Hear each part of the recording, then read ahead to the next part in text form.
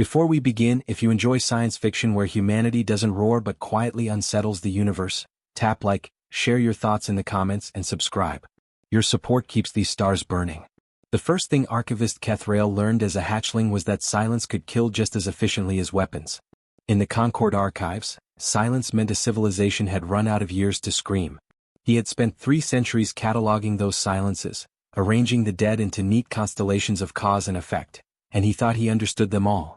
Plague worlds, war spirals, resource collapses. Divine hubris had its own shelving system. There was one shelf he avoided. Not because it was empty but because it was too consistent. Every culture represented there had fallen at its apex, not while starving or divided but while victorious. Their records did not end with desperation. They ended mid-sentence, as if someone had closed the universe's mouth while it was still talking. The Concord called the common factor an apex anomaly. Field operatives, less careful with language, used a simpler word: predator. Kethrael's mandibles tightened as the archive's central lens awakened, projecting the summary glyphs into the air before him. 7 extinct empires glimmered in parallel: Starforged titans, hive dominions, machine monarchies. Best. Brilliant. Gone. The anomaly classification pulsed beneath each record like a shared heartbeat. He had never seen it change. Until now. A chime cut through the hum of archival processors, gentle but insistent. An incoming update lighted the chamber in a thin amber sheen. Kethrael straightened, adjusting the sigil band along his thorax, and extended a talon toward the projection without enthusiasm. Updates usually meant numbers.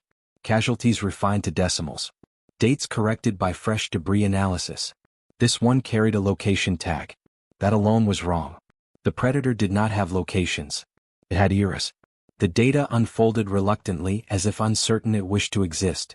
Quantum spore confirmed. Gravitational distortion aligned. Energy emissions matched extinction events dating back 8,000 standard cycles. The anomaly was not theoretical. It was alive. Kethrael felt something dangerously close to disbelief ripple along his neural fronds. The predator had not been confirmed in living state since before his first molt. Entire generations of archivists had argued whether it had finally burned out, a cosmic fever that had run its course. Some younger scholars had dared to suggest it was a myth constructed from overlapping disasters, a pattern the frightened insisted on seeing. The Concord had never endorsed those theories. It had simply stopped looking. He rotated the projection, seeking the corroboration notes, the signatures of at least 3 independent sensors that would make this real. They were there.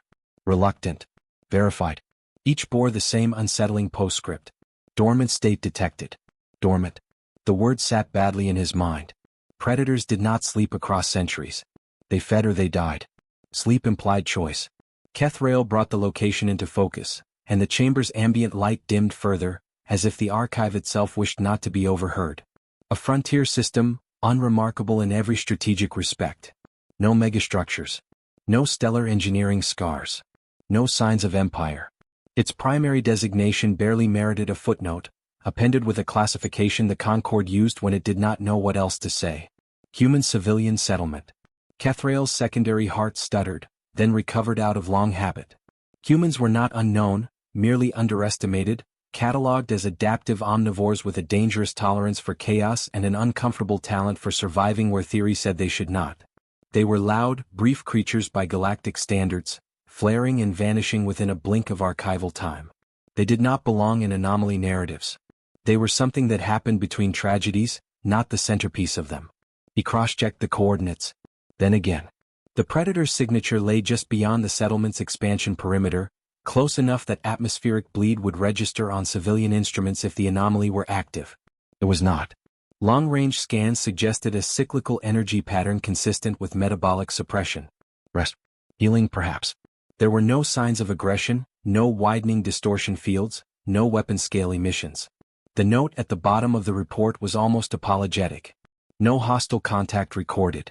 No outbound distress signals from local population. Kethrael stared at the data until the projection blurred. The Concord had planned entire emergency doctrines around first contact with the predator. Fleets. Sacrifices. Preemptive sterilization. Now the universe was informing him that the thing which stalked empires like wounded prey had chosen to lie down beside a species that still argued about domestic zoning rights. This was not equilibrium. This was mockery. Protocol demanded immediate escalation. A red-level advisory would mobilize hunter cadres and quarantine fleets within cycles. He prepared the command reflexively, then hesitated, his talon hovering mid-air. Another data stream unfurled, newly appended. Not sensor data. Behavioral inference. The Predator's last confirmed movements aligned with the collapse of the Velith Imperium, a culture that had eradicated 12 subject species in a single ceremonial campaign. After that, nothing. No hunts. No spoor. 8 centuries of absence. The Predator had stopped. Not destroyed. Not driven off. Stopped. Kethrael lowered his talon. If the anomaly was dormant by choice, then waking it would not be a defensive act. It would be an accusation. He initiated a limited dissemination, flagging only senior archival authorities and threat analysts, and tagged the human settlement record for observation rather than intervention. The archive chimed uneasily, its predictive algorithms unable to find precedent. As the projection dimmed, Kethrael realized his fronds were trembling. He had catalogued the end of stars without feeling this small. Somewhere on a minor world, under unfamiliar constellations, humans were going about their brief, noisy lives with a cosmic executioner resting just beyond their fences. And it was sleeping. For the first time in his long service, Kethrael did not know whether to hope it stayed that way, or to fear the reason it had chosen to. Elias Walker started his mornings the same way every day, by checking the perimeter fence before he checked his messages. The habit had followed him from military service into civilian administration, a quiet reflex that trusted wire and earth more than words. On this world, the fence marked the agreement between survival and arrogance, and Elias had no interest in testing which one bent first. The settlement of Greywater sat on a wide plain ringed by black-needled forests and stone ridges that resisted mapping. 72 families lived there, most of them second-generation colonists, none of them interested in becoming famous. Famous tended to attract visitors. Visitors tended to bring problems. Elias was the problem diffuser. Officially, his title read Settlement Warden, which sounded ceremonial enough to keep bureaucrats satisfied while ensuring he remained the one who made unpleasant decisions when reality intruded. He was 43 standard years old, broad-shouldered without trying to be, his hair already surrendering to gravity and time. He had the unremarkable face of someone whose survival ratio exceeded his ambition. He finished his fence check just as the sun crested the eastern ridge, light slipping through the pressure fog in pale bands. No breaches. No scorch marks. No tracks close enough to matter. That, in itself, was odd. Greywater existed because of the land's strange generosity. Rich soil. Stable weather. Wildlife abundant enough to sustain careful growth. Predators existed, certainly, but they respected distance, as if the settlement were surrounded by a line drawn by something more persuasive than electric deterrence. Elias took notes on that. Always did. He returned to the admin shack, logged the morning survey and skimmed the overnight reports. Crop yield stable. Water reclamation steady. A toddler on Lot 9 had attempted to ride a maintenance drone. No fatalities, no major equipment loss. A good night. Then the anomaly alert chimed. It wasn't loud. Elias had personally tuned it not to be. Panic systems should whisper first. He stood without rushing, tapping the console to bring the alert into three-dimensional display. Readings scrolled upward, slow and patient, as if the system itself was unsure how much urgency it deserved. Gravitational variance at the northern perimeter. Thermal pocket registering several magnitudes above baseline. Mass density inconsistent with known fauna by a factor that made the machine pause between calculations. Elias frowned. The northern zone lay beyond the fence, beyond the survey lines, where the forest thickened into something older than colonization. The settlers had learned early not to expand in that direction. Tools malfunctioned there. Sound carried strangely. And once, years ago, an exploration drone had returned filmed footage of something vast moving between the trees before crushing its camera with gentle precision. Elias accessed archived footage, comparing shapes and scale. The new readings matched the old image within a tolerable margin. Too tolerable. He didn't swear. He didn't shout. He simply pulled on his jacket, clipped his comm to his belt, and issued a short comm notice to the settlement channel. All residents maintain standard movement routines. Avoid northern expansion zones until further notice. This is not an evacuation order. He let the message sit without embellishment. Greywater trusted him because he never wasted urgency. The path beyond the fence was damp from last night's rain. Elias crossed it slowly, pulse steady, senses engaged but not flaring. He carried no heavy weaponry. Only a sidearm calibrated for deterrence, not combat, and even that rode more out of tradition than intent. He saw it before he felt it. The forest bowed inward around a massive shape lying half-curled among the roots of an ancient stone break tree. Its surface was a layered symmetry of muscle and something denser, plated but not armored, organic yet defiant of easy classification. It breathed. That, more than its size, anchored Elias in place. Each breath was slow, vast, disciplined. The kind of breathing learned through endurance rather than instinct. The readings hadn't lied. This thing was alive. He crouched at the edge of the clearing, letting the moment stretch. Years earlier, Elias might have reached for protocol. Might have radioed for outside assistance, logged a threat category, assigned percentages to disaster. Those instincts had burned out with the rest of his certainties. Instead, he observed. The creature showed no signs of aggression. No scent markers. No active defensive fields. Its breathing synchronized faintly with the ambient environment, as if it were borrowing the planet's patience. Old scars traced along its flank, not shallow, not minor. Wounds earned, not avoided. Elias exhaled. This wasn't a hunter waiting to strike. This was something resting after a war that had not followed it here. He retreated without turning his back, careful not to disturb the ground. Once clear of the trees, he tapped his comm and recorded a private log encrypted and time-locked. Confirmed presence of megafauna-class entity beyond northern perimeter. Behavior non-hostile. Appears dormant. No immediate threat to civilians. The pause afterward mattered. He could have added a warning. He could have requested intervention. He didn't. Instead, he adjusted the perimeter schedule, widening the buffer zone and reinforcing noise dampeners along the fence. Lights were lowered after dusk. Automated patrols redirected away from the forest edge. Waste disposal routines quietly changed to leave organic excess farther from habitation. The settlement adapted around the sleeping giant without naming it. Days passed. Then weeks. Livestock losses dropped to zero. Smaller predators vanished entirely from the northern range, migrating as if obeying an unspoken edict. Children began leaving drawings on the fence posts, crude shapes of stars and animals that never crossed the boundary. Elias collected them and stored them without comment. He noticed the first off-world signatures on the long-range scanners on the 23rd day. Military-grade. Matt. Careful in all the ways that suggested the visitors did not plan on asking permission. Elias watched their approach vectors and felt the familiar tightening behind his eyes. The universe had noticed gray water, and it never noticed quietly. He stood at the northern fence at sunset, listening to the steady, distant rhythm of a creature that could end him without effort, and keyed a single message into the system. All units remain calm. We hold. Beyond the trees, something ancient breathed on, unbothered. For now. The first dropship cut through Greywater's upper atmosphere at dawn, its heat signature folded like a clenched fist. Elias watched it descend on the western ridge from the admin tower, jaw set, hands loose at his sides. Whoever they were, they flew like professionals who expected resistance and preferred not to give it time to organize. A second ship followed, then a third, spacing themselves with military precision. Their hulls bore no heraldry. That omission told Elias more than any flag could have. People who arrived without symbols intended to leave without witnesses. They didn't ask, Mara said quietly from behind him. She ran traffic control and knew the sound of authorized landings as well as heartbeats. No handshake channel. No customs ping. I know, Elias replied. Put the settlement on closed status. Keep it local. No panic signals. You think that'll matter? It always does, he said, though he wasn't certain anymore whom it mattered to. The ships touched down outside the western perimeter, close enough to be deliberate but far enough to avoid civilian obstruction. Armored figures disembarked in disciplined silence, weapons carried low but ready. Their movements were efficient, economical, shaped by long familiarity with violence. Elias left the tower and met them at the fence line, stopping just short of the warning markers. He did not raise his voice.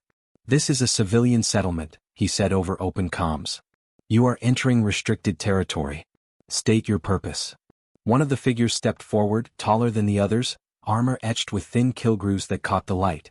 His helmet retracted, revealing angular features and dark, reflective eyes that assessed Elias the way one measured terrain.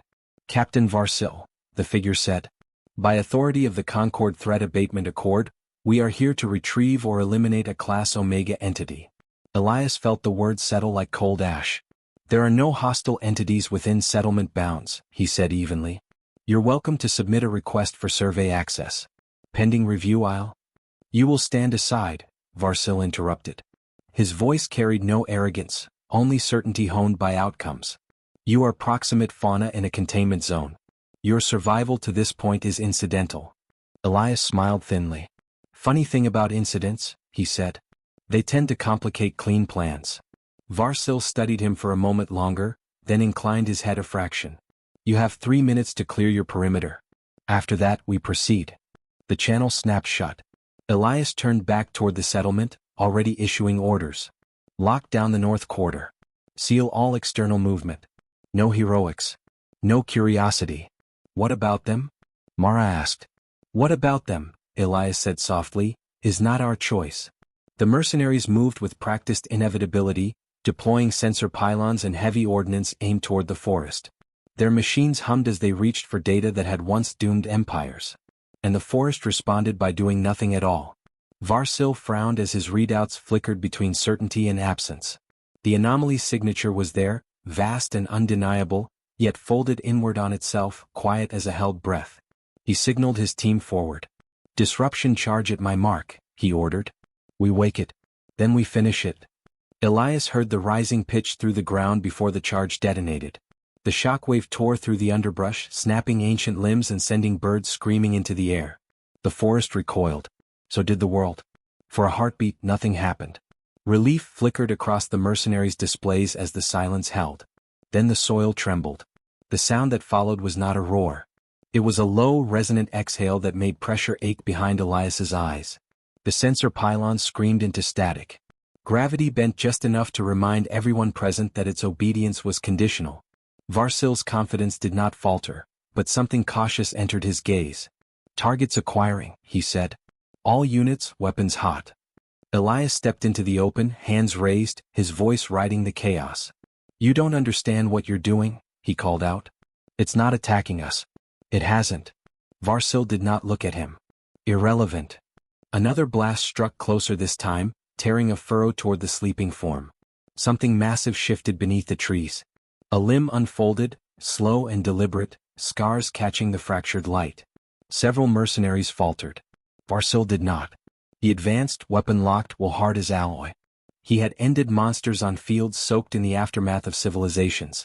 Fear was a tool, not a barrier. The predator's eye opened. It was not filled with hunger. It was filled with recognition. The pressure surged, knocking Varsil's forward units to the ground. Weapons misfired. Energy fields collapsed as if embarrassed by their own presumption. For the first time since he'd been given command, Varsil hesitated.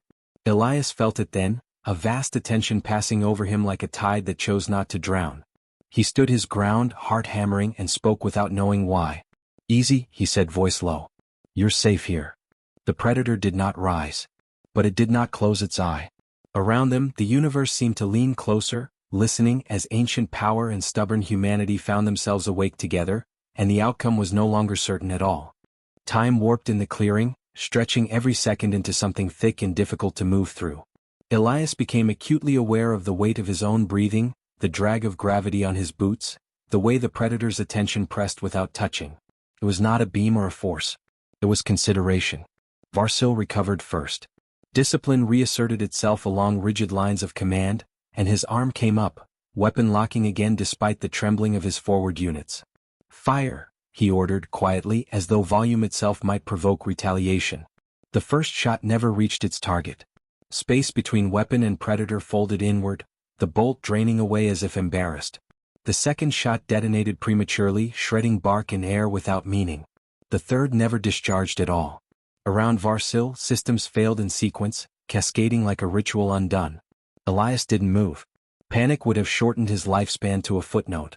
Instead, he stepped forward, placing himself between the mercenaries and the vast, breathing shape behind the trees. His knees complained. His pulse did not ask permission. This ends now, he said, not raising his voice. You came here looking for a monster. You found a neighbor. Varsil turned at last, disbelief flickering through the hard geometry of his expression. You cannot negotiate with extinction, he said. That thing has erased stars. Then it's tired, Elias replied. And it didn't come here to hunt. The predator stirred, shifting its massive bulk with care, as though mindful of the lives arranged around it. Its eye never left Elias. Within that gaze lay something older than hatred and sharper than mercy. Memory. A flood of impressions spilled outward, not images projected but truths inferred. Empires expanding until they choked themselves. Species that optimized cruelty because it was efficient. Ritualized suffering disguised as stability. The predator had answered not to noise or trespass, but to a particular frequency of collapse. Elias understood without language. It hunts thresholds, he murmured. Not people. Varsil staggered as the pressure intensified, forced to one knee. His warriors struggled, caught between training and terror. He had lived his life believing the universe contained problems that could be solved by sufficient force. This was not a problem. It was a judgment. He looked up at the predator and felt, for the first time, the thinness of his history. Elias turned back toward the great shape and did something profoundly unheroic. He lowered his head. "We won't cross your line," he said. "We already haven't." The mercenary captain shouted something, a final plea wrapped in command cadence, and fired again, this time at Elias. The predator moved. Not fast enough to be called violent. Not slow enough to be avoided. Something vast interposed, a ripple of mass and intent that folded the bolt into nothing. Elias was lifted bodily off the ground by the pressure wave and thrown back toward the fence. Pain burst white behind his eyes as he struck hard, breath fleeing in a single, undignified surge.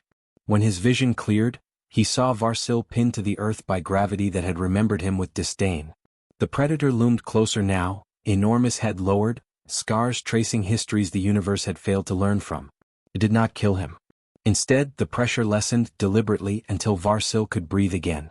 Then the attention shifted outward toward the arriving Concorde cruisers, whose hulls flickered as their sensors failed en masse.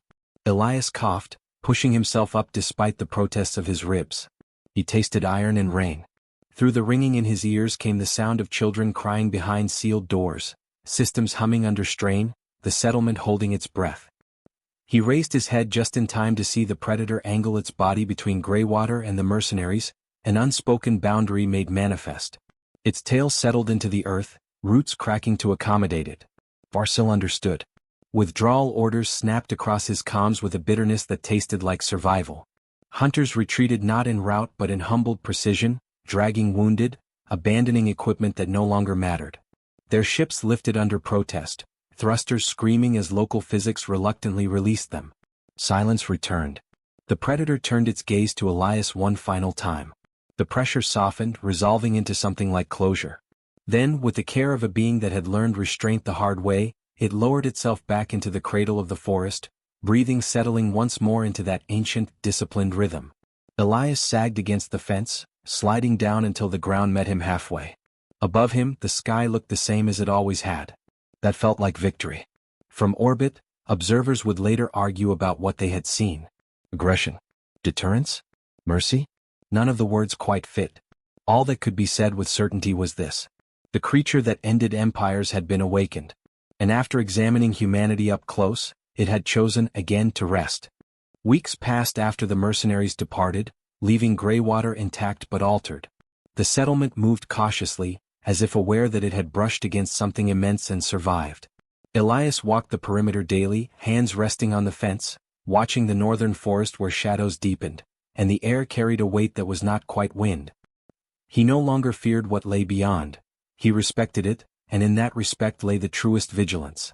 Children left small tokens along the fence line, carvings, drawings, tiny offerings of fruit and flowers.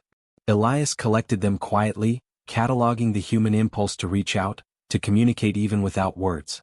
He realized they were doing what all humans did, marking existence with creativity, asserting presence without challenge. The predator seemed to acknowledge the gestures, for none of the gifts disappeared, none were destroyed. It watched and rested, learning perhaps as much as humanity did. Kethrael's report finally arrived, transmitted in cautious bursts across interstellar channels. The archivist's words carried a mixture of awe and uncertainty. The predator had been catalogued as dormant, yes, but now its behavior was classified as non-hostile yet cognitively aware of human civilization. That alone sent ripples through the Concorde. Protocols that had survived entire millennia were reconsidered. Warden Elias Walker of Greywater had not merely survived. He had interacted with an apex predator, guided it into restraint, and ensured the preservation of an entire human outpost. Elias reviewed the archival notes with an old sense of incredulity. He had never considered himself a hero. Duty had guided him, not valor, but in these bureaucratic records, survival and influence were often indistinguishable. He scrolled through the footage captured during the standoff. The predator had not attacked once, had intervened only to prevent harm to him or the settlement, and yet the scale of power was staggering, almost incomprehensible. To confront it without armor, without overwhelming weaponry, had required an instinctive understanding, not learned protocol. At twilight he stood again at the fence. Mara joined him, silent at first, sharing the quiet vigil. The forest exhaled beyond the perimeter, leaves trembling as if in deep meditation. Elias spoke softly, more to himself than to her. It's not guarding us. It's waiting. Observing. Judging maybe. And yet it chooses patience. Mara shook her head. I've seen a lot in my years here. But this, I don't know if patience is the right word. It's like it knows we could fail and it lets us prove it or not. He nodded. Humans survive by noticing thresholds. By knowing when to act, when to step aside. Perhaps it sees that in us. From the northern shadows, movement hinted at muscle beneath skin that could crush buildings. Elias did not flinch. Not now. He had learned the rhythm of that presence, the cadence of consideration, the measure of restraint. To fear was natural. To respect it was survival. Then came the tremor, subtler than the one that had thrown Varsil and his troops, and yet undeniable. The predator stirred, rising slightly, immense form stretching without effort, calculating, aware of every human eye upon it. Elias held his breath, Mara at his side, the settlement silent behind walls and gates reinforced by nothing but quiet compliance. A voice crackled through the residual Concord sensors, still hovering at the edge of the system. This time it was not a threat. The automated protocols registered its presence as anomaly acknowledged, no engagement necessary. Even the galaxy seemed to recognize that the apex predator had judged correctly, that humanity had earned its continued existence without a single gesture of dominance. Elias watched as the predator's massive head lowered again, settling into the earth like a living mountain finding rest. The tremor vanished, the air lightened, and the world exhaled. Mara touched his shoulder. You think they understand what just happened here? They might never understand, he said. But they'll remember the outcome. From the ridge, the first off-world reconnaissance drones lifted into orbit, scanning, recording, and carefully retreating. The Concorde would sanitize reports, filter the data, attempt to reduce Greywater to an ordinary settlement, but the truth remained. Humanity had faced a force capable of annihilation and survived, not by brute power but by discipline, judgment, and restraint. As night fell, the settlement glimmered softly under the twin moons. Lights flickered in windows. Children dreamed, oblivious to the predator outside. Hunters of entire empires had retreated. Forces meant to destroy had failed. And the predator, the creature that had stalked civilizations across millennia, lay dormant once more, content to coexist silently beside beings it had no reason to annihilate. Elias leaned on the fence, listening to the soft exhalations from beyond the trees. He knew this was only the beginning, that attention would return, and that the galaxy would eventually confront what he already understood. Humans were different. Adaptable. Unpredictable. Worthy of careful observation. Perhaps even worthy of patience. The final tremor rippled through the clearing, gentle, almost playful. The predator shifted, coiled its massive frame, and exhaled a sound that resonated in Elias's chest. Not a roar. Not a threat. An acknowledgement. He smiled faintly, eyes tracing the darkened treeline. We've earned our place, he whispered, and in that moment the universe seemed to pause, listening. Above, stars wheeled silently. The apex predator slept again. Greywater endured. And humanity, for all its smallness, had left the galaxy with a new equation to solve. Sometimes restraint could be as powerful as destruction, and sometimes patience carried a weight older than empires. The night held, vast and infinite, and the story was far from over.